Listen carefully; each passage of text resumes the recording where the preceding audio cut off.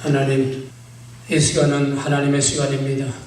하나님의 친히 여기 오셔서 이 부족한 종의 입술을 스피커로 삼으셔서 당신께서 원하시고 기뻐하시고 꼭 우리에게 주시기를 원하시는 말씀을 친히 주시며 우리의 마음의 문을 활짝 열고 우리 마음 안에 말씀으로 오시는 하나님을 영접하게 하시고 그 하나님과 함께 살게 하여 주시옵소서. 예수님으로 감사하며 간절히 기도합나이다. 하나님을 믿는다는 것이 무엇인가? 참 우리들에게는 너무나 새삼스럽고 생소한 질문입니다. 그런데 가장 기초고 가장 근본이고 가장 본질적인 여기서부터 우리의 신앙의 질이, 우리 신앙의 정체성이, 다시 말해서 바로 믿는가 바로 믿지 않는가 하는 것이 하나님을 믿는다는 것이 무엇인지를 바로 아는 것입니다. 하나님은 지극히 높은 보좌에 계셔서 에헴하고도 절간에 왕부처같이 앉아서 손 내밀고 이렇게 예배나 받기를 원하는 그런 하나님이 아닙니다. 쉽게 말하면 하나님을 객관화하지 말라는 거예요. 하나님의 말씀을 객관화하지 말라는 거예요. 좀 어려운 말인데, 객관화라는 나와 상대로 서로 떨어져 있는 겁니다. 하나님을 믿는다는 것은, 즉 진리는 내 안에서 하나님이 하나님 되시는 겁니다. 오늘 좀 말들이 어려운데 깊이 생각하시기 바랍니다. 내 안에서 하나님이 하나님 된다는 건 뭐냐? 내 안에서 하나님이 주인 노릇을 하고 하나님의 합당한 대우를 받고 하나님이 내 안에서 주권적인 통치를 할 수 있어서 아멘 말씀만 하옵소서 내가 행하겠나이다. 내 안에서 하나님이 하나님 노릇을 하고 하나님 구실을 하고 하나님 대접을 받고 내가 하나님을 그렇게 대접해 드리고 나와 내 안에서 하나님이 함께 사는 것이 이게 진리입니다.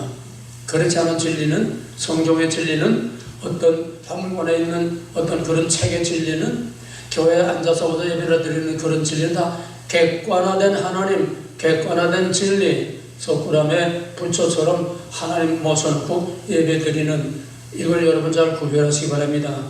나의 주, 나의 하나님으로 나와 하나가 된 주체적인 그런 하나님이 아니고 객관화된 하나님, 나와 동떨어진 하나님으로 섬긴다는 얘기입니다.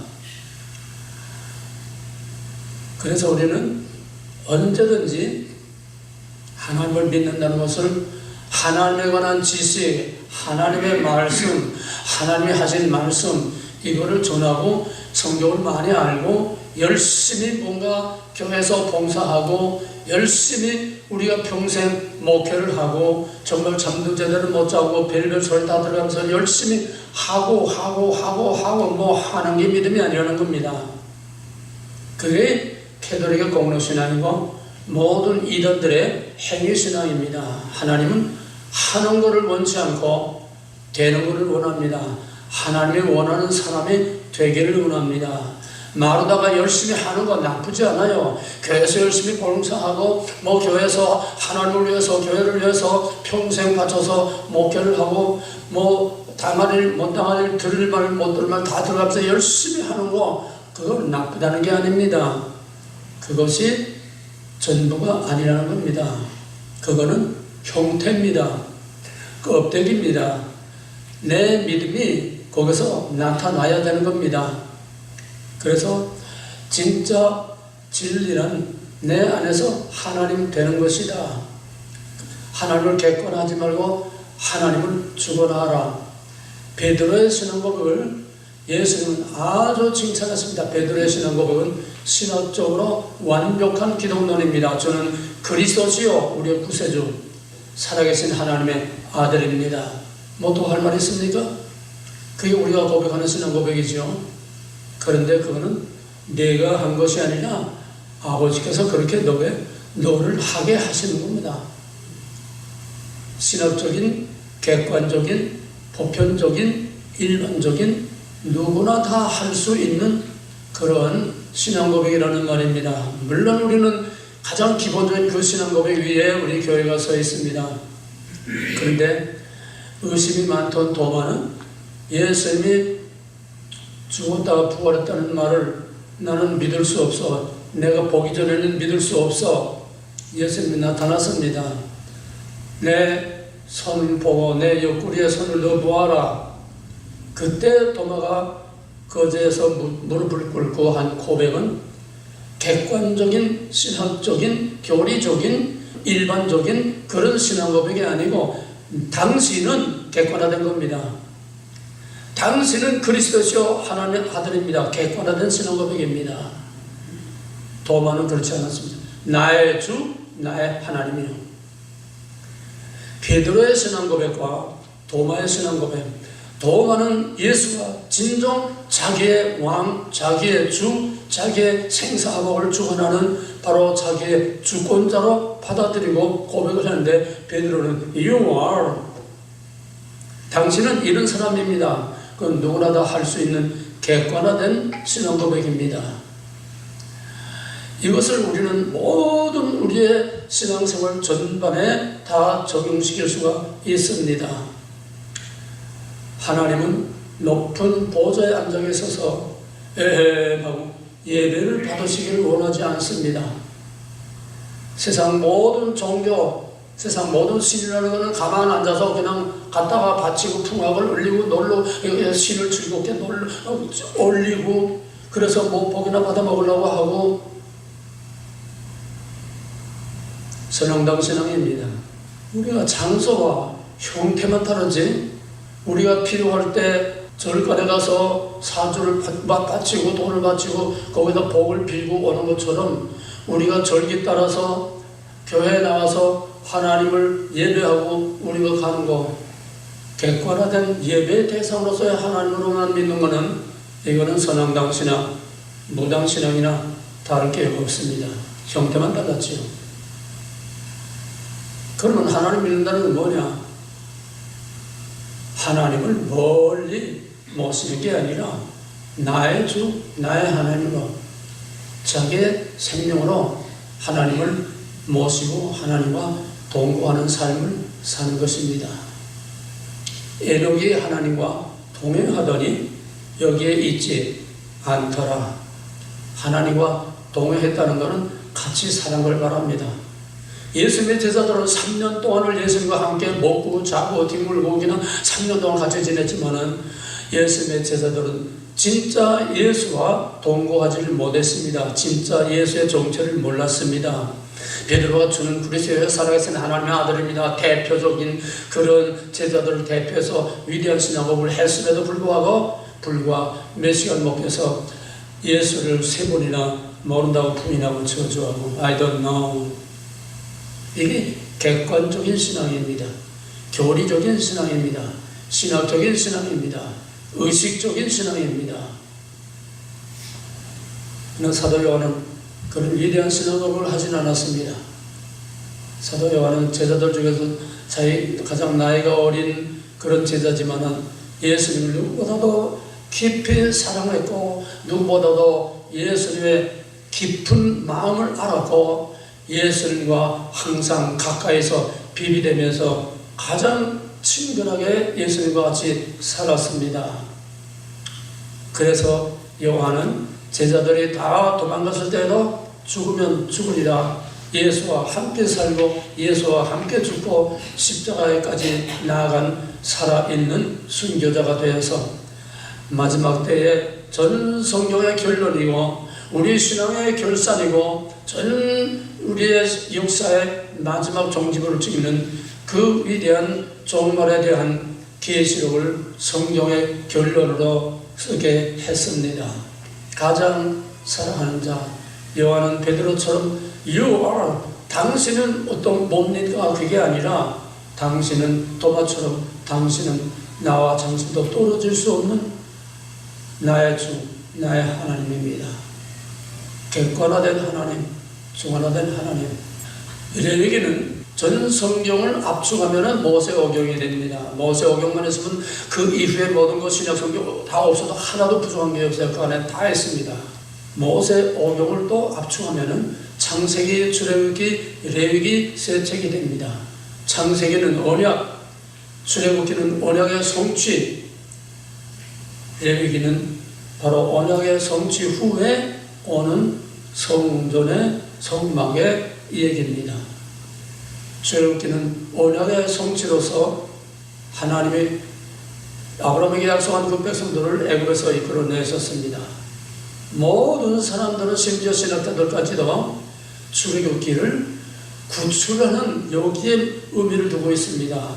애굽에서 빼내는, 신학적으로 말하면 중생이죠. 애굽에서 죄와 사망과 마귀의 권세에서 우리를 구원해 주는 바로 출애굽, 엑소더스, 구원, 중생, 여기에 모든 것을 집중시킵니다. 그러나 그것은 시작일 뿐이요, 하나님의 약속의 땅에 들어가는 것이 그게 진짜 믿음이고 그게 진짜 구원입니다. 그래서 우리는 하나님의 구원이 무엇인지, 하나님의 약속이 무엇인지, 출애굽기는 출애굽하는 그 해방 사건, 이게 해방 신학자들, 자유주의 신학자들이 제일 좋아하는 겁니다. 압제와 탄압에서 빼내는 거, 그게 출애굽의 목적이 아닙니다. 출애굽의 목적은 출애굽을 왜 시켰느냐, 그 백성들을 왜 거기서 빼냈느냐, 불쌍해서 고통당하니까 빼는 게 아닙니다. 아브라함에게 언약한 약속을 이루기 위해서. 그 약속은 뭐냐? 나는 너희 하나님, 너희는 내 백성이 되어서, 너희로 내 백성이 되어서 나의 왕국을 세우겠다는 겁니다. 이게 깊이 넓게는 더 이상 펼치지 못하겠습니다. 시간이 없어서. 다시 말하면 출애굽의 목적은, 출애굽 사건, 시내산 언약, 그 다음에 성막 세 부분으로 되어 있습니다. 출애굽의 목적은 마지막 포커스를 맞추는 출애굽 사건의 가장 핵심, 여기를 봐라. 이것 때문에 출애굽이 필요했다. 그게 뭐냐면 성막을 짓는 겁니다. 왜? 시내산에 임재하신 하나님은 적군을 부러워하는 짐승이나 사람이나 가까이 오면 쳐 죽입니다. 왜? 구별, 거룩을 지키기 위해서. 그런데 그 시내산에만 계신 두렵고 떨리고 오미하신 그런 거룩하신 하나님하고 그 백성하고는 완전히 따로따로입니다. 가까이 할 수가 없습니다. 그런데 하나님께서 모세에게 내가 너희들과 언약을 세워서 나는 너희 하나님, 너희는 내 백성, 너희는 내 아내요, 나는 너희 남편이요, 너희는 나의 피조물이요, 나는 너를 창조한 자요, 너희는 내가 애굽에서 너희를 이끌어낸 너희 하나님 여호와다. 그래서 그 하나님, 그가 왜 출애굽을 시켰느냐? 하나님이 나는 너희 하나님, 너희는 내 백성이지, 언약을 맺고 피로 언약을 세우고, 그 다음에 그 시내산 중토까지 그 장로들 대표들이 올라가서 거기서 하나님 앞에서 먹고 마시고, 우리로 말하면 중생하고 세례 받고, 그 다음에 세례 받고 주의 만찬을 한 겁니다. 언약이 다 완성됐지요. 그런데 그것이 끝이 아니고, 내가 너희는 내 백성, 나는 너희 하나님이니까 이제는 아내와 남편 결혼식을 한 거야. 하나님과의 언약은 결혼식이요. 시내산 중동에서 백성의 대표 장로들이 거기서 하나님 앞에서 먹고 마시고, 그래도 하나님이 그들을 치지 않았다 하는 것은 바로 백성을 대표한 피로연회입니다. 결혼식이 피로연회입니다. 이제 다 끝났습니다. 세례를 받으면 그 다음에 만찬하지 않습니까? 똑같아요. 이제 다 끝났어요. 그게 아니라 목적은 나는 너희 하나님, 너희는 내 백성. 그러니까 이제는 나와 너희들이 결혼을 했으니까 이제는 너희들과 같이 살아야 돼. 근데 이대로는 너희들이 가까이 오면 죽어. 그러니까 내가 너희들 가운데서 함께 살아도 죽지 않는 하나님의 모습으로 너희들 가운데 함께 살 거니까 내가 살 집을 지어라. 그 백성들과 함께 살기 위해서 그들을 이끌어내셨고, 함께 살기 위해서 성막을 지었고, 함께 살기 위해서 하나님께서 그 성막을 중심으로 그 광야 40년 그 백성들과 함께 잘할 때나 못할 때나 밀고 땡기고 엎어지고 그 어려운 모든 과정 속에서 하나님이 그 백성들을 버리지 아니하고 그 성막에 항상 임재해 계시면서 말씀하시고 거기서 그 백성들을 인도하셨습니다. 출애굽의 목적은 마지막에 클라이막스, 출애굽기 40장에 모세가 여호와의 분부하신 대로 다 완성했습니다. 그러니까 이제 하나님의 거기에 임재하시는 거로 출애굽기는 끝납니다. 구원받았습니다. 하나님 백성 됐습니다. 이제 하나님이 그들 가운데 임재하셨습니다. 그 다음에 문제가 뭡니까? 하나님이 그들 가운데 임재하시면 이제는 하나님과 같이 살아야죠. 하나님과 같이 살려면 어떻게 해야 되느냐? 그게 바로 레위기입니다. 레위기 히브리 성경의 원제목은 Well as shepherd and he called. and는 그 앞에 출애굽입니다. 이렇게 구원해서 이렇게 하나님의 언약 백성 만들고 하나님의 그런 성막을 다 지었으니까, 하나님의 왕국을 지었으니까, 이제 하나님의 왕국이 다 이루어졌으니까 이제는 하나님께서 내게 오라, 그러면 오라고 부르는 겁니다. And he called. 그 부르는 그 과정이 바로 출애굽의 성막론이 됩니다. 성막 안에 그 울타리 안에 들어가서 맨 먼저 번제단에서 번제를 드리고, 그리고 회막에 들어가서 거기서 또 분향을 하고, 그 다음에 지성소까지 대제사장이 1년에 한 번씩 들어가서 거기서 분향을 합니다.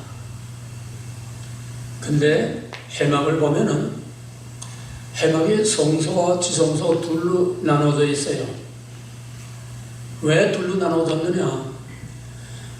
이제 하나님의 백성으로 거기에 성막에 들어와서 번제를 드리고 그 번제로 죄를 속하고, 그리고 성소까지 대제사장이 1년에 한 번씩 백성을 대표해서 제사를 지내고 다 화목제를 다 지내고 다 해서도 짐승의 피로는 원죄를 완전히 살 수 없고 단지 앞으로 있을 것을 내다보게 하는 상징일 뿐이기 때문에 매일 조성으로 제사를 지내고 1년에 한 번씩 대속죄일에 대제사장이 백성을 대표해서 지성소에 들어가서 그 언약궤에 그게 피를 뿌리고, 그리고 속죄를 해도 완전히 죄상을 받지 못했다는 겁니다.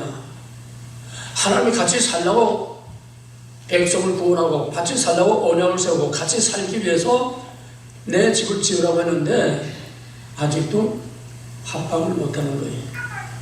왜? 죄가 그냥 가로막혀 있기 때문에 대제사장도 까딱하면은 지성소에 들어가다 죽습니다. 그만큼 지성소는 거룩한 곳이요, 하나님이 임재할 곳이요, 하나님이 거기서 그들을 백성을 부르셨으면 그 백성을 죄를 속하고 번제단, 그 다음에 성막에 들어가서 그 다음에 지성소까지 대제사장을 대표해서 들어가야 되는데 아직 죄가 완전히 해결 안 됐어요. 그러니까 그 상태로 잘못하면은 죽습니다. 하나님과 합방할 수가 없어요. 회막의 이 위에 뚜껑 천막은 언약입니다. 나는 너희, 하나님 너희는 내 백성. 한 언약 안에 들어왔지만은 그러나 아직은 분방을 해야 됩니다. 이게 지성소와 성소가 나누어지는 이유입니다. 같이 살자고 집을 줬는데 아직도 같이 살지 못하고 한 지붕 안에 한 언약 밑에서 서로 분방을 하고 살아야 되는 게 이게 레위기의 성막론이요, 이게 바로 구약이라는 겁니다. 그러므로 아들이 십자가에서 완전한 번제를 드리고 완전한 속죄를 함으로써 그 중간에 막힌 담이, 그 중간에 막힌 휘장이 찢어져서 이제는 분방이 아니라 별거가 아니라 이제는 합방을 한 겁니다. 이게 복음이요, 이게 신학이요, 이게 만인제사장이요, 이게 누구든지 하나님 앞에 나가서 하나님과 동고동락할 수 있게 된 것이고, 고린도서 3장 15절에서는 너의 몸은 하나님이 성령이 거하는 전이라고 해서 이제 우리 몸이 성전이라는 겁니다. 우리 안에 하나님이 임재 계십니다. 말씀과 성령으로 임재하신 내 자신은 우리 안에 같이 있으면서도 죽지를 않습니다. 초월하신 하나님은 감히 적군을 불허하지만은 우리 가운데 성막에 내려오신 하나님은 말씀과 성령으로 오실 내재하시는 하나님이십니다. 그러므로 예수 그리스도의 속죄 이후에는 말씀과 성령이 우리 가운데 계셔서 각자 안에 우리 몸을 성전으로 삼으시고 우리 안에 우리와 함께 삽니다. 하나님을 믿는다는 것은, 예수를 믿는다는 것은 분방하는 것이 아니라 하나님과 한 방에서 같이 사는 겁니다. 한 원에 안에서 함께 사는 겁니다. 나와 하나님의 구별이 안 되는 겁니다. 과연 이렇게 사는 믿음의 모범이 얼마나 있을까요? 정말 희귀하지요. 다 신용만 내고 푸덕거리만 하고 흉내만 나는 거고,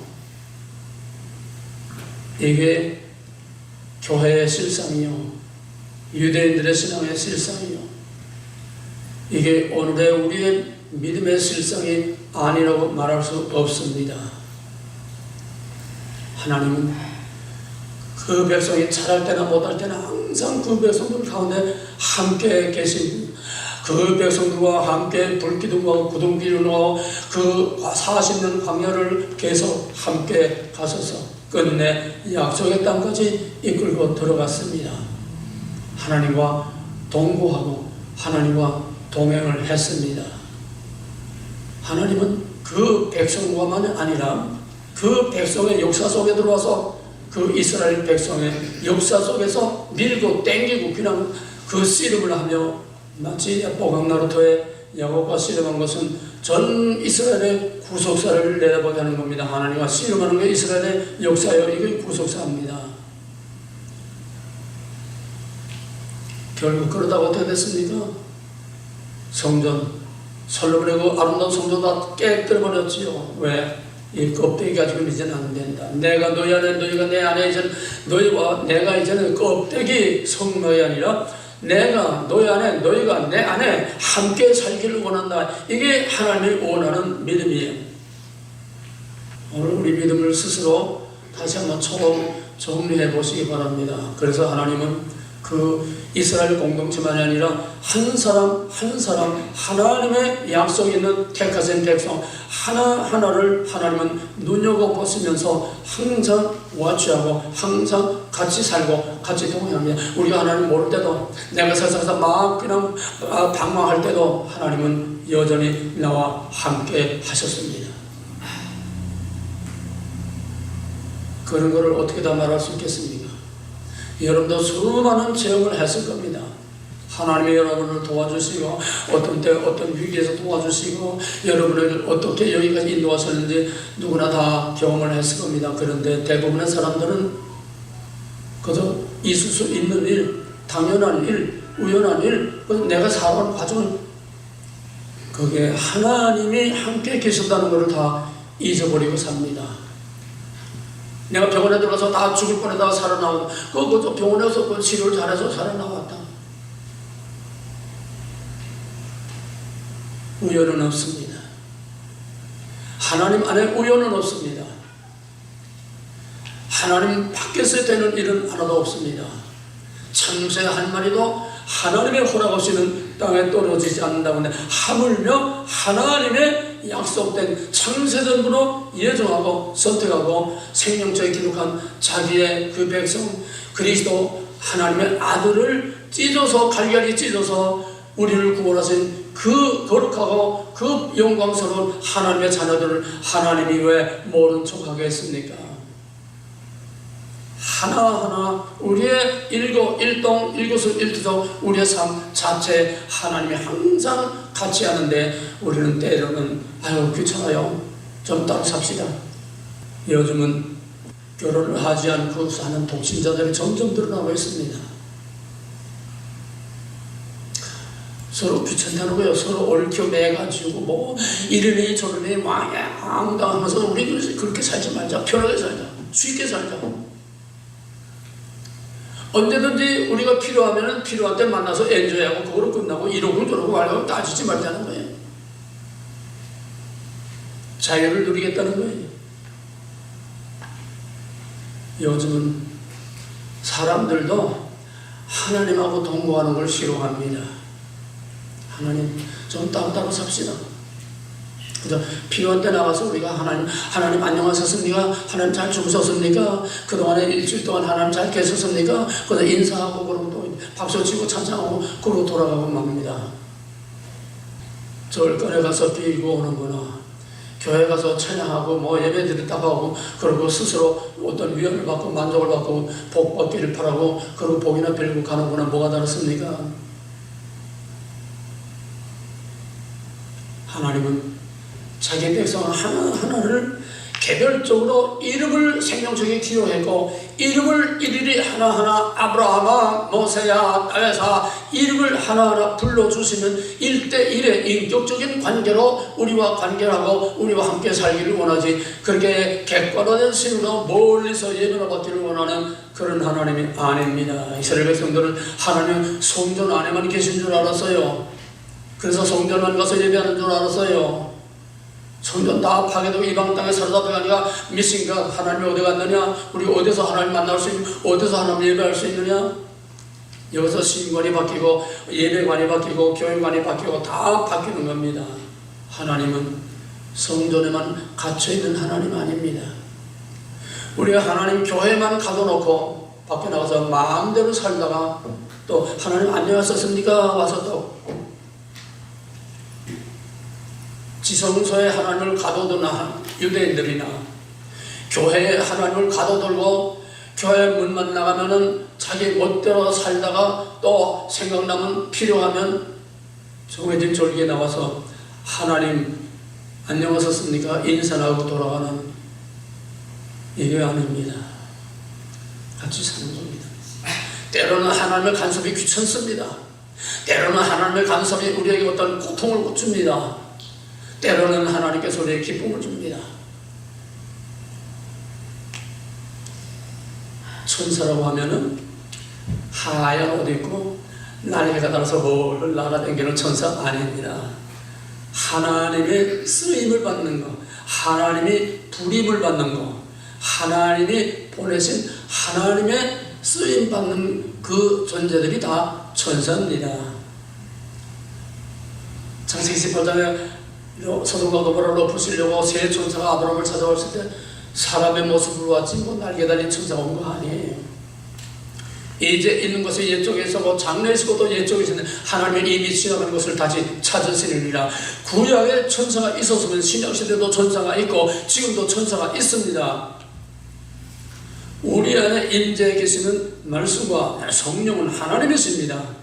하나님이 천사를 부려서 사람을 부려서 원하시는 일을 하시는 겁니다. 뭐 많은 말을 시간이 없어 안 하겠습니다.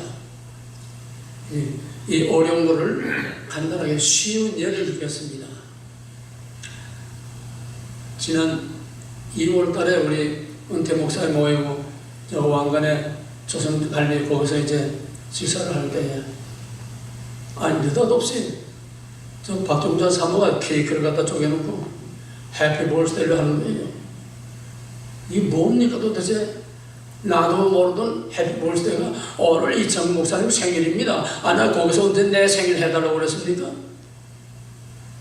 천사예요.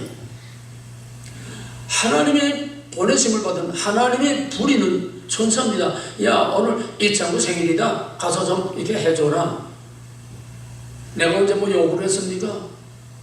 아니, 어떤 분은 또 내 90평생에 나도 먹어보지도 못한 잠시 목사님 좀 나오세요 그래.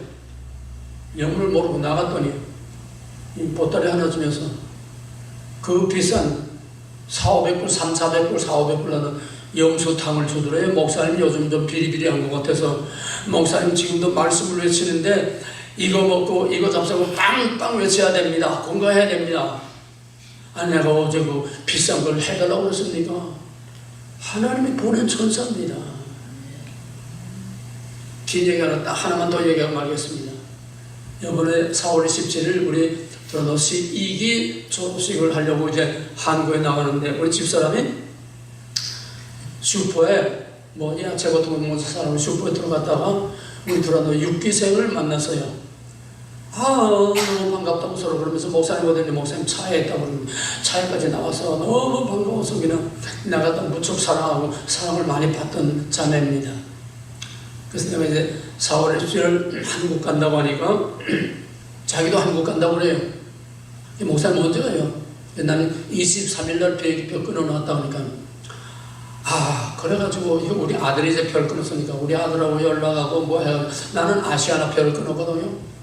자기는 한국 가려고 이제 델타 표를 끊은 거예요. 항공사가 달라요. 꼭 같이 가야 된다는 거야.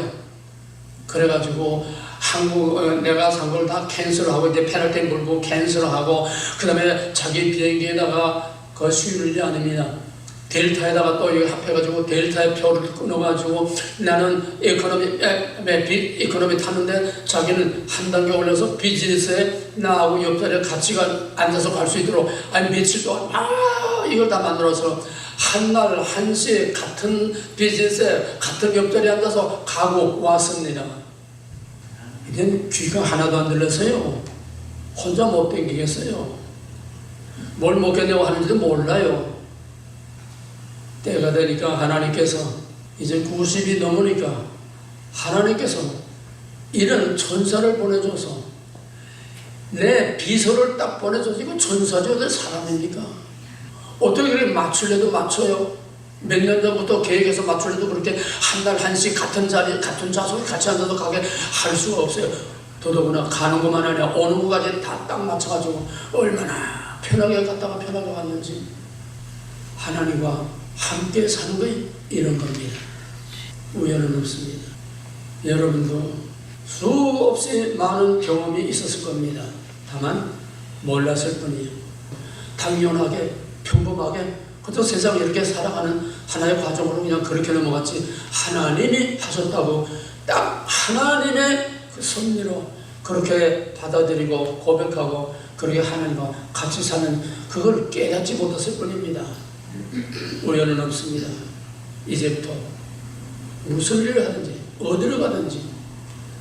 1979년도에 내가 봉고차 때 처음 나왔을 때 봉고차 타고 교회 또 미국에서 온 여기 학생들 이렇게 데리고서 이제 대관령 그쪽으로 이제 전도 훈련을 가다가, 거기에 나는 20살 때 운전을 했는데, 군대에서 20살 때부터 운전을 했는데 군대에서 나와서 면허를 안 냈어요.